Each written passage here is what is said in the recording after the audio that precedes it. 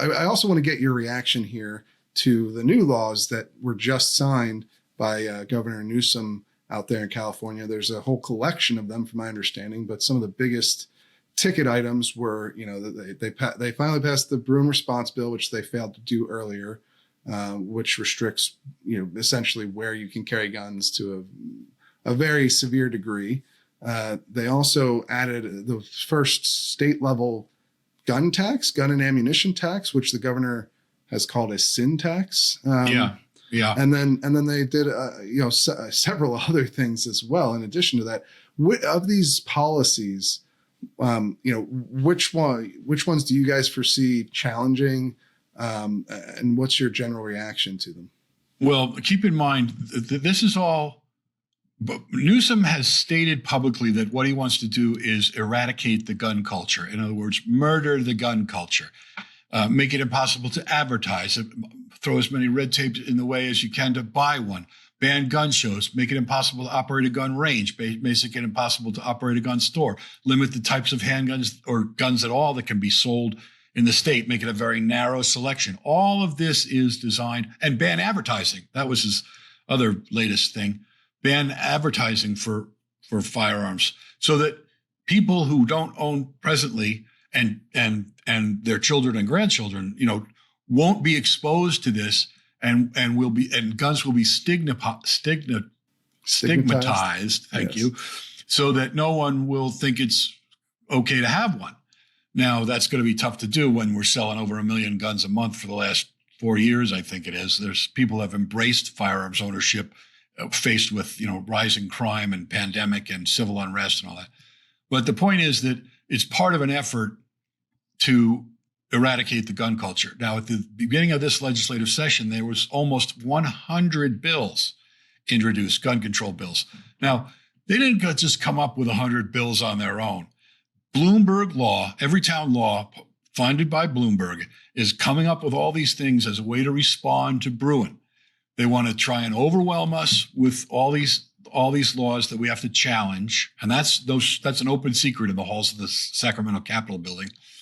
And they want to just red tape everything, to death or ban whatever they can. So at the end of the session, almost 24 bills passed, many of which make it harder for FFL to operate or manufacturers to sell. But the two that really got a lot of attention, and we'll be challenging a lot of those when we get the time and can raise the funds. But the two that got the most attention are Senate Bill 2, which makes it harder to get a CCW, jacks up the qualification requirements.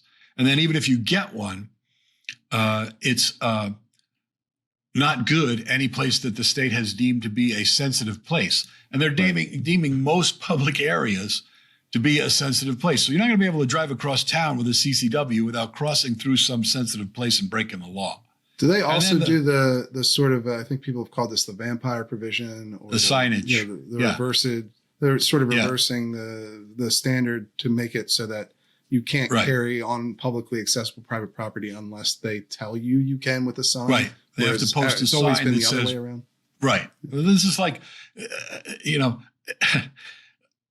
nobody is going to post a sign that says, sure, bring your gun in, because that's going to freak people out. And every retailer is going to realize that's controversial. I post that. And that's what the state knows that. They know that people will not, or don't want to have to post a sign that says, sure, guns welcome.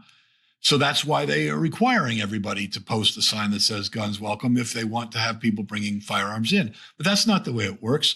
The way it works is if you're a private property owner, you're not the government, you're the private property owner. You can ban people from coming onto your property with a firearm. You can prohibit that. And if they do, it's trespass. But you have to post a sign that says your gun is not welcome here, or no guns allowed, or whatever it may be. That's how it's always been traditionally. That's the way it has to be. And we've challenged that. So immediately, so have you already filed suit there? Before SB2 was even signed, we knew he was going to sign it. We wanted to steal some of his glory. We filed about a week before he signed it, and then served it on the DOJ the day he signed it. And we've already worked out a briefing schedule with the Department of Justice where we're going to file, we set up a schedule for file our motion for preliminary injunction. They file their opposition. We file our reply, and we're set to have a hearing, assuming the judge approves this, which I think he will, on December 4th. So the law goes into effect on January 1st. We should have a ruling before then that says. So you're hoping to block the law before it gets into effect. Correct. Okay. And this has already happened in Hawaii, New York, New Jersey. Yeah. These laws have already been tested. Right. That's the one advantage we have of it. Yeah, it's kind of rare for you guys. Huh? It didn't get through last year. Usually, so the other states did it first. Yeah, usually California is pushing the envelope on this stuff, but they sort of miscalculated in their first time around on whether they could get the votes needed because they wanted to go in. Yeah, they wanted to do it on an emergency basis, but they couldn't quite get there. So they didn't get 2/3. But yeah, California is the moldy petri dish for laboratory experiments of bad ill-conceived, useless gun control laws, and has been for decades. Well, one area where you're still ahead of everyone else is this sin tax that the governor is, as he's called it, on firearms and ammunition. How much tax is 11%, I believe? 11% on top of the $37 that everybody already pays in fees for a background check and all the other stuff that you got to pay for when you buy a gun.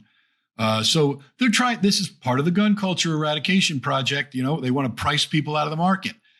So a $500 gun is now going to cost $550. Then you slap on the Pittman Robinson 11% federal tax. It's a 20% tax on purchasing a firearm. That's a fundamental right. So, Newsom called it a sin tax. Well, the thing is, gun owners they didn't commit any sins. They're not sinners, and it's not a sin to own a gun. So it's a poll tax. It's a tax on your constitutional right that's being foisted on to law-abiding gun owners. They're not the ones out there committing crimes. The criminals are doing that, and they're not just doing it with firearms. This is a generalized societal problem that should come out of the general fund for funding police activity, which is what all other police activities are funded through. And also, he says, we're going to spend $75 million on school safety programs. Well, California has a $310 billion budget. And if this is so important, and Newsom has said again and again, this is his, one of his top priorities. If it's so important, you're telling me you couldn't find $75 or $150 million, whatever they think they're going to raise off this tax. You couldn't find that in the general budget and put these urgently needed programs in place before. If they were such a great idea, why did you do it? Why did you do it a long time ago? Yeah. And the answer is they're not. They just want to make it more expensive to buy a gun.